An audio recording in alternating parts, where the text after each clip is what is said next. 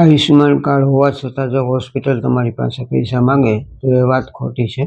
સારવાર પહેલાં એડવાન્સ પૈસા માંગી ન શકે.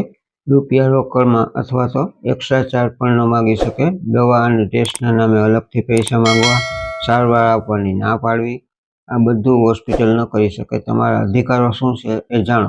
સરકારી અને જે એફિલિએટ ખાનગી હોસ્પિટલો છે એમાં મફત સારવાર મળે છે. દર વર્ષે 5 લાખ સુધીની મફત સારવાર આપણને મળે છે.